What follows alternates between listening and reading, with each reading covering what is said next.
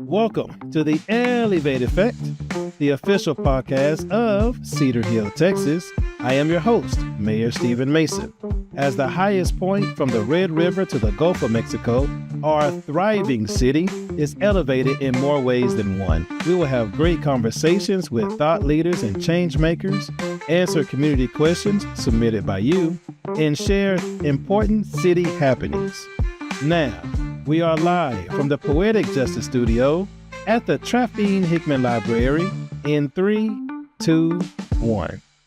As you're preparing these scholars, these drones can be actually used to be a career. Absolutely. Obviously, if you're a pilot, you can also be a career as well. So. Absolutely. There are so many drones. There are three things that are really, really hot right now. Drone operations. Yeah. Not only commercial, but also rescue and operations and surveillance and things like that. Air traffic control. We already know that there's a shortage of air traffic control, and of course piloting. Yeah. Welcome to the Elevate Effect. Today's episode is about something that truly shapes our community: fatherhood, mentorship, and stepping up as a positive role model. And who better to talk about this than someone who has dedicated over a decade to empowering dads and their kids. Today, we have a special guest, Mr. John Mays, the president of All Pro Dads in Cedar Hill, an initiative that brings fathers and male mentors together to support students in Cedar Hill Independent School District. Beyond that, he also runs a boutique, a fitness and wellness studio, helping build strength both physically and mentally. His work is all about showing up, staying engaged, and making a lasting impact. Mr. John Mays, welcome to the Elevate Effect. Hello, Mr. Mayor. I'm glad to be here. Thank you for this incredible invitation. Glad to be here. Yeah, well, you're one of the staples here in Cedar Hill. So everybody who don't know about this man, they need to know about this man. Look, I don't know if you know this, but I actually saw your studio. I don't know if you remember. I do. I came over to your house. Came to the studio, absolutely. Yeah, and you surprised me because I was like, man, I didn't know John could wear shorts, biking shorts like that. But you got a very cool setup, man, and I'm glad that you out there, staying healthy, keeping fit, but also working on others as well. So we'll talk a little bit more about that. Let's jump right into it. We hear a lot about kids looking up to their parents, but let's flip the script. What is something that you learned from your own kids that changed the way you approach being a father and a mentor? Wow, that's a great question. First of all, as a father, I believe it's a give and take relationship, right? Okay, it's not all one way. Right. Unlike when I was growing up, it seemed to have been one way. Me too. It's different now. Yeah. So I want them to know that I'm approachable, that I'm easy to talk to, which is kind of difficult. One of the things I learned from my kids who are now on their own and doing well is the communication is different now, the method of communicating to them. So whereas we would demand and dictate and whatnot, there has to be that open dialogue where they can express freely to me what they feel, and I have to not discount it. And so that's one of the things that I've learned as a father. Listen, they may be younger, they may not be as experienced as the parent, and sometimes we, and particularly dads, it's one of our strengths and one of our weaknesses as a dad is we want to try to fix everything, right? I don't know if your wife has ever said that to you, Mr. Mayor, but a lot of times the fix is just in the interaction. The fix is in the approachability of kids. And so I learned, unlike when I grew up, and I had a good childhood upbringing, but we didn't say too much. It wasn't much dialogue. It wasn't much, hey, this is how I feel, Dad, about this situation. No, it was pretty much, this is the way it is. And I've learned from my kids that keep those pathways open, keep that dialogue going, keep that two-way communication going. Now, here's what I had to learn, Mr. May. I don't know about you. You may be there, you may be getting there. is that a lot of times they don't want the verbal communication. They want to text. They feel more empowered, I guess, by texting or whatnot. And so I had to get used to that. That it's not always verbal. Most cases it is. But in some cases, hey, they want to text you. They want you to be on that level with a lot of their friends. And so I had to get on the level with a lot of their friends because, friends, I mean, the communication that goes back and forth with these kids now on the smartphones is just incredible. I don't know how they do it. So I had to learn and adjust. And so those are things that really, I think, made me more interactive with my kids, and which was my goal. That was my goal. How can I get in there? I grew up just like you. My dad wasn't a military man, but what he said goes. And I didn't even know I can even challenge that. I don't know what these kids, how they come into the world now and tell me that they don't want pizza, they want a hamburger. I didn't have a choice. Yeah. If pizza was on the table, that's what I'm eating, pizza. So there's intangibles. I am so y'all have pizza learning that. You know what? They tell me what I'm having for dinner, okay? That's the problem. But communication is evolving. And even with me, communicating with you, right? I mean, just think we're two leaders in the community, not really knowing you as well, but you always appear to be approachable. You always appear to always listen. You always appear to have empathy. And believe it or not, even in my position, that really kind of helped me interact with you, because I don't want to be the type of a leader where it's going to be my way because of my position. No, I want to also listen. I want to be able to help and assist. I don't want to be the shot caller all the time. And even though you're the president of All Pro Dads, and your role is mentorship, but I see that ability, how you can actually impact and influence others. So, you hearing that from me, it's recorded. Well, thank you. But I mean that from the bottom of my heart, and we're blessed and privileged to be able to have you here in our community. Well, thank you very much, Mr. Mayor. I really appreciate that. Yeah, I mean it. So allow me to follow up now. For all those who are not familiar with All Pro Dads, tell us how did this initiative come to Cedar Hill, and why is it so important to you? Thank you for asking. One of my favorite topics to talk about. So we started in 2014, the summer of 2014. I'll never forget it. Our new superintendent, Riddick, at the time, wanted to engage more parents, not necessarily dads, but certainly targeting dads. And I remember getting a flyer on my door that said there was a breakfast at now the Collegiate, and I believe it was Bessie, but at the Collegiate, yes. And they wanted dads to start a new initiative called All Pro Dads, and they wanted. So I got it. I wound up going to the second breakfast. They were going to have it three breakfasts over the summer of 2014. I didn't make the first one, and I understand there were 4 dads there, along with the most beautiful person, one of the most beautiful people I've ever met in my life, and Shay Whitaker. And so I came to the second meeting, and there were about 16 of us.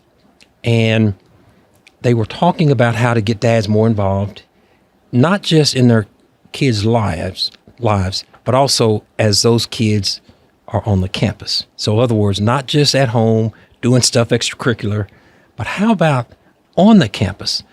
And so I said, well, you know what? I'm already doing that. I mean, my kids have something. My 2 boys or my daughter have something, unless it's just not feasible, I'm going to try to participate as much as I can, because the mom, she was there all the time, So I said, you know what, I'm going to, because that's what I do. I love my kids. And what I found, Mr. Mayor, is that there were a lot of dads that had that attitude that I had. Mm-hmm. They're already doing it. I mean, right. They're already coming out, But what we found in that small group of 16, and then the next month we had over 30-something, mm-hmm. so it's kind of growing. I found that there were a lot of dads that were like me, that didn't need to be coaxed and begged and bribed and and coerced into doing. They just wanted to do it. Just I mean, where's the opportunity? Right. These are dads looking for an opportunity. Is the best way I describe it. Yeah. So, and one thing that was at the breakfast was breakfast. So food. Okay. So, so we figured out real early, and I'll talk about this as we look at our growth. Okay. That dads like to eat, and dads just don't like to eat donuts and coffee. I mean, you can get that anywhere. Yeah. But this particular breakfast, and Shay knew this. Shay, I tell you what, Shay was a master recruiter. She was a master psychologist. You name it, she knew how to get to dad. She knew every button to push. And so they had a hot breakfast, everything, coffee, juice, breakfast, nice. Yeah. And so It wasn't cereal. it wasn't cereal, wasn't donuts and coffee. And so, I said, dads would look around eating. Well, hey, it's good breakfast. Yeah, let me go. And so that incentivized us to come to the next one. Yeah. Because we knew this was going to be a good breakfast. Right. But all the while, she was molding and building something. And so on that third meeting, there was quite a few dads. I may have said 32. May have been more. But as I was listening, I knew what she wanted. I knew the objective of what All Pro Dads, what they were looking for. But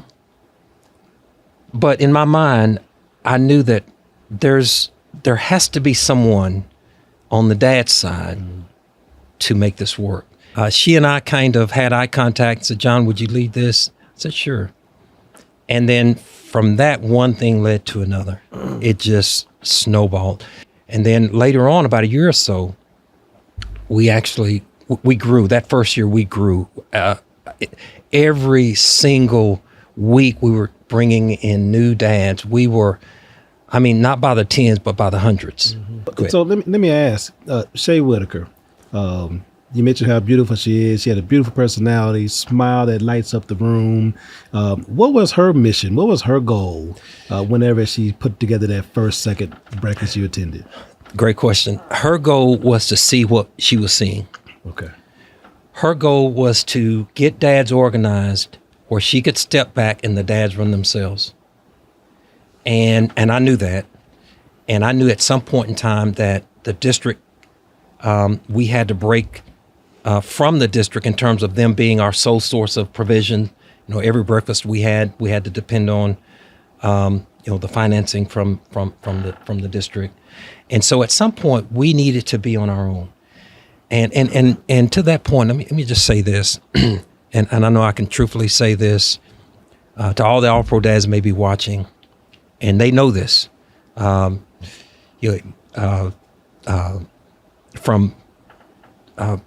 mayor's hometown,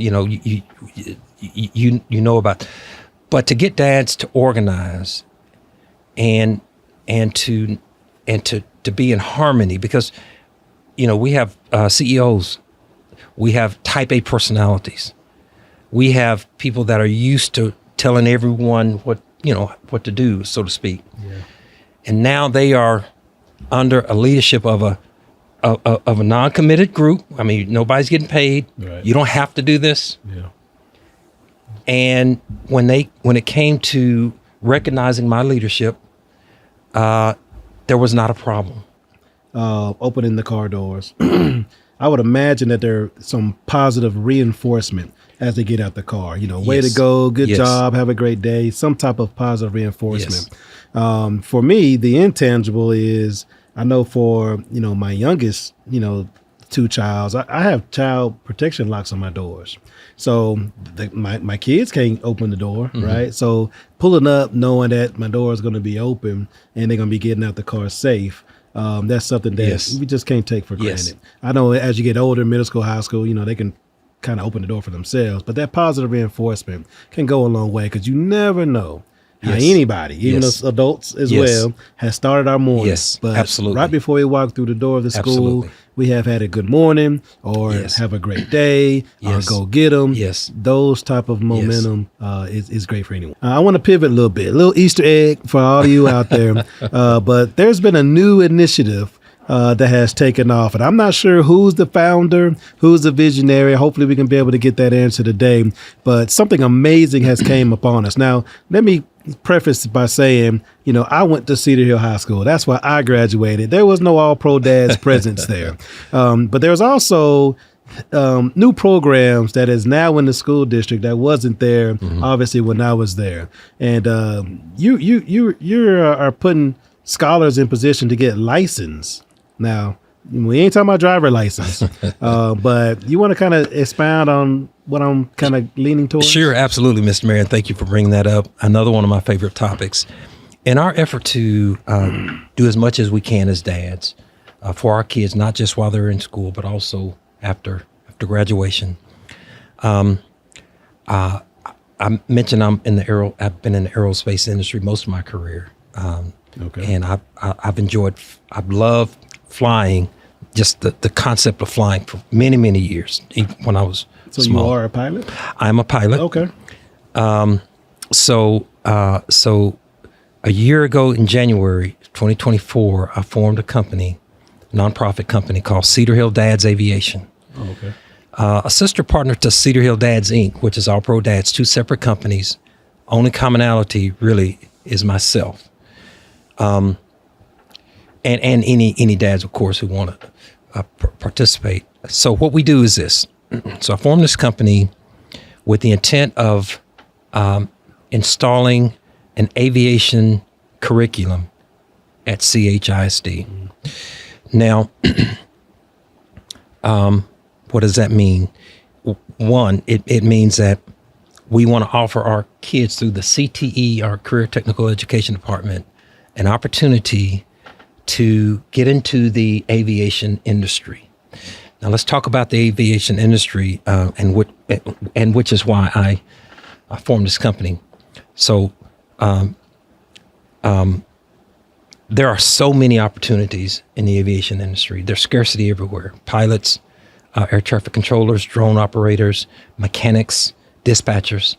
Okay, so those 5 things we'll talk more about, but those are the pathways that crawl, walking, and running, but that we want to start in CHISD, and not just there, but also in other districts in this best Southwest area. Wow. We've already made contact with a couple of districts now, and they are eager to work with us. So how I got into it, it's kind of by accident. Years ago, I was finishing up my pilot license training in Arlington, and the school wasn't that good. I'm just going to be quite honest with you. The plane wasn't that. It was really, since I'm not naming names, it was a really trashy plane. It flew, thank God. Okay. Instructors were great, but the management, planes, maintenance, all that was not good.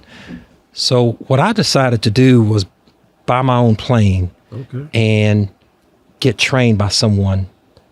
And it was actually more cost effective doing that, buying my own plane and getting someone to train me. So that's what I did. Wow. So I was looking for the right instructor, and I ran across a young lady. And I was telling her in the back of my mind, though, what I'd like to do with this, because the reason I wanted to get my license, not only for the for flying, but also I wanted to be able to stand in front of kids and say, hey, I'm a pilot. Right. Give some credibility, some credit, to me standing in front of them, asking them, do you want to be a pilot? Yeah. I'm a pilot. Wow. So, and she introduced me to a young man named Colin Owen. So Paige Kirkland, Colin Owen. So at any rate, they trained me, and I was outlining the vision of this company to both of them, and it just took off with them, particularly Colin. Okay. Colin's now the COO of this company. Paige is our director of flight operations. We have a director of ground operations. We have 3 pilots. We have a ground instructor. We have a marketing person. We have a digital interface person. We have about 9 on staff right now. And we are poised to grow incredibly fast. We have 3 airplanes. We had 3 airplanes. One was on lease that we gave back. 2 airplanes. We're in the process of acquiring about 3 or 4 more airplanes right now. That. Wow. And we are building a facility at Midway in Midlothian where we are located. Okay. That will be what we call our flight training center. And what this will do is that our mission, our goal is to be the premier flight training center for the best Southwest area. I like it. Everything is north or, but we want to be, so the Midlothian, Waxahachie, of course, the Cedar, South Dallas communities, Ennis, Cleveland, those areas. Okay. We want to be the premier flight, not just flight school, because we're more than a flight school, flight training center. And so if there's a scholar, is there an age limit? Yes. Okay.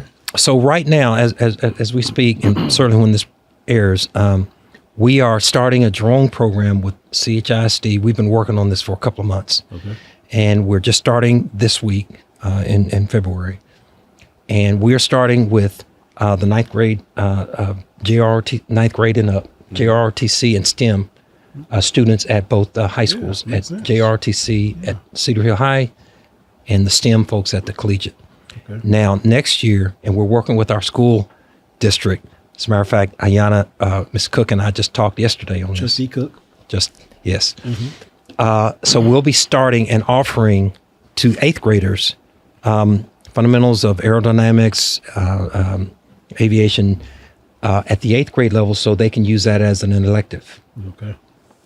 So our plan is this. So we start with drones. That's the easiest point of entry. And let me, I don't know if everybody knows this, but we see drones, flying around all the time. But you can't just go to Walmart and buy a drone. Yes. You have to actually have a license to fly a drone. Yes, so I'm absolutely. Not sure everybody knows that. You're absolutely right. It's called a Part 107 certificate. Okay. And so we will be providing the education for those students who want to get a Part 107, which is licensed. Yep. And we are working hand in hand with the school district. Now, here's the thing. Because of our leverage with Cedar Hill All-Pro Dads, we have unusual and unique access to the district, which we cherish. Dr. Hudson, his staff, Tylo, those folks are just incredible. Yeah. Incredible to work with. I love our district. And we've had other districts in meetings, Waxahachie and Midlothian, and it's almost embarrassing how much leverage we have with our district. Okay. Honestly. In a good way, of course. Of course. But we do plan to, we know Cedar Hill ISD can't sustain everything that we want to do. So that's why we're getting these other districts involved. Yeah. But we want everything that we start here at Cedar Hill. Yeah. So when those juniors and seniors are ready to fly, so we'll take them, we'll have a simulator. Yes. But when they're ready to fly, the design is to not have them to pay for anything because we have sponsors right now. Okay. As a matter of fact, I have a meeting with Southwest tomorrow.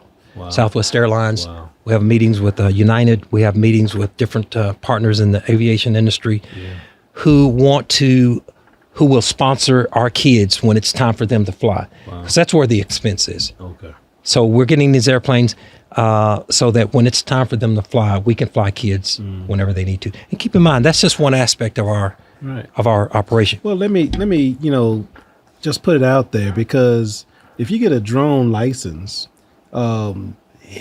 our public safety, our police department, our fire department, if there's a brush fire and our trucks can't get to it, well, our fire department has a drone. Yes. And the drone can fly over and, kind of give them an assessment. What's the best point of entry?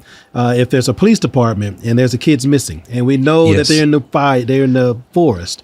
Well, again, a licensed drone operator can put a drone up, change the screen to infrared, right? Yes. So they could look for warm bodies in the forest, and to be able to give us coordinates, and we go out there and we go rescue the child. So I just, as you're preparing these scholars, these drones can be actually used to be a career. Absolutely. Obviously, if you're a pilot, you can also be a career as well. So. Absolutely. There are so many drones. There are three things that are really, really hot right now.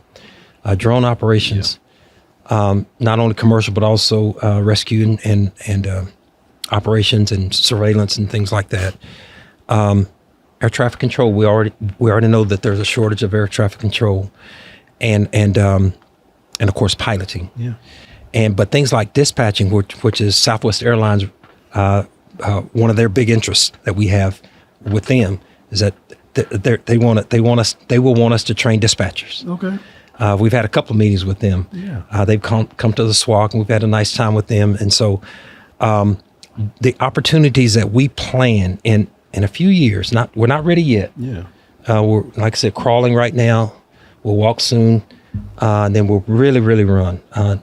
Certainly when we get our building built out on the camp or at the airport. Okay. We plan on these kids having tremendous opportunities. There it is.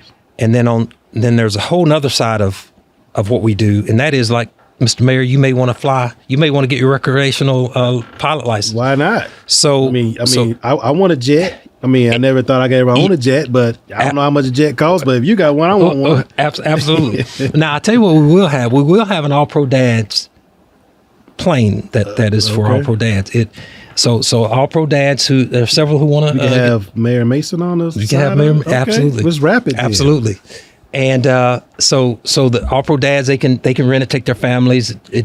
We're planning on a 6-seater, and so they can take their family, but they'll be trained. Everyone will be trained. No, seriously, I'm interested. And we do that outside of the kids, right? Of course. So we have the adults, any adult. But to answer your question about the age, so you can get a pilot's license at age 17. You can start training at 16. Okay. I don't know on drones, but I think it's around 15 that you can start that you can get your license or something like that. Yeah. I'm not quite sure. Okay. Yeah. But now ATC is a little different. Once we get rolling, so to speak, one of my objectives is I plan to kind of shepherd the ATC part. Okay. Because ATC is air traffic control. Okay. And what we want to do here, just real briefly, ATC is an extremely specialized discipline. Sure. And the technology is not there to keep up with the demand. I'm an engineer, electrical engineer by study, so I'm really excited about the IT part and where the technology is going. So what we want to do is we want to be at the forefront of satellite training for the FAA. Okay. So what we want to do is we want them to come to Cedar Hill, or in this case Midway in Midlothian. We want them to bring all of their stuff that they would normally have at Oklahoma City, where they train air traffic control.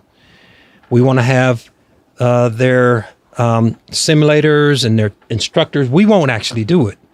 What we will do is provide the resources for them to train, because that's the problem. They don't have enough people to train. Right. So what we want to do, maybe through our students, maybe through the community, because you have to be a certain age, and provide them the platform where they can train on in a satellite position here at our state-of-the-art facility, because as I said, we want to keep up with the technology. We're looking at AI to help with air traffic control. We want to be at the forefront of that.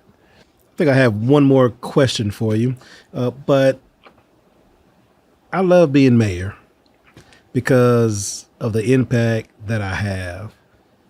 I don't get paid to be mayor, but I'm in position to be able to help others in need.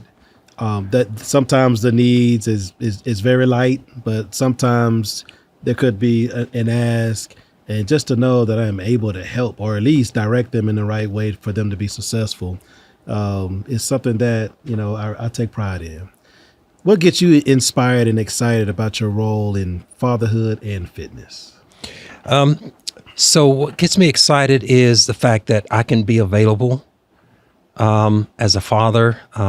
One of the things that I pride myself in, humbly pride myself in, is that when my kids needed me, I was there. When they didn't need me, I was there. Yeah. And to me, that's important.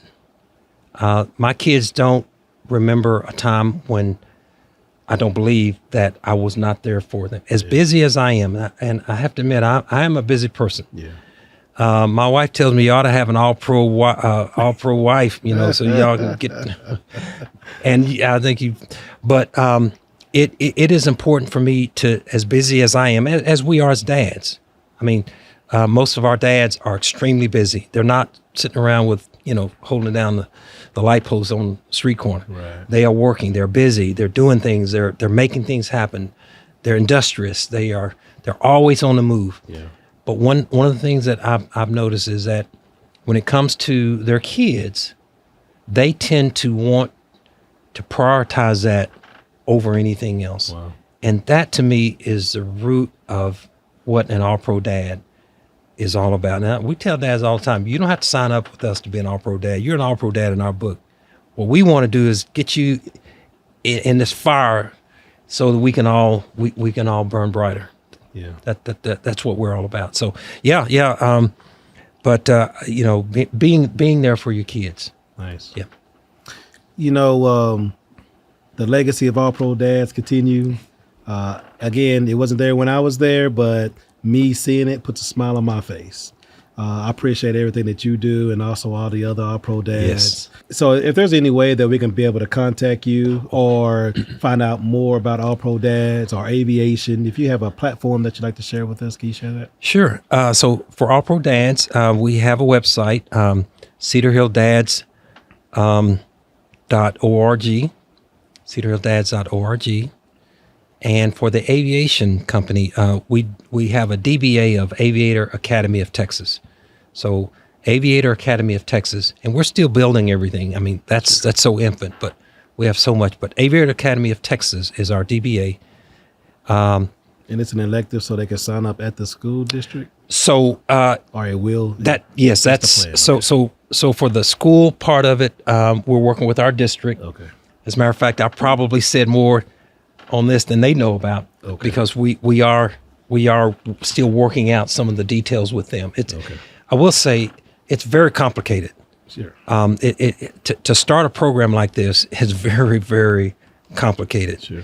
Particularly in light of all the things. But like I said, working with our district, with Ty, Superintendent Hudson, all the folks at Collegiate and at the high school, we've taken something that was complex and made it simple enough that I can understand it. That's how simple. Thank you for not taking the easy way out. You could have just sit back and just been an all-pro dad. Yeah. I love that you are bringing this to Cedar Hill. You also have your own fitness club. Do you want to share how you can get access to that? Yeah, I don't do much. Not. Yeah, I don't do much fitness. I just don't have the time. Now, I will say, if anybody wants to work out with me, it's more now. Hey, you come work out with me in the morning around 5:30, and we can work out. But you want to give us your address? I'm teasing. Yeah, not at, but those who know me know where to reach me. We can get in contact with you. But yeah, I don't. Okay, something had to give. That's your thing. Yeah, something had to give. Yeah. Yes. Okay. Well, John, this has been an incredible conversation. Your dedication to supporting dads is truly making a difference. On behalf of Cedar Hill, we sincerely appreciate all that you do. To our listeners, I hope this episode inspired you to step up, show up, and make a difference in the lives of young people.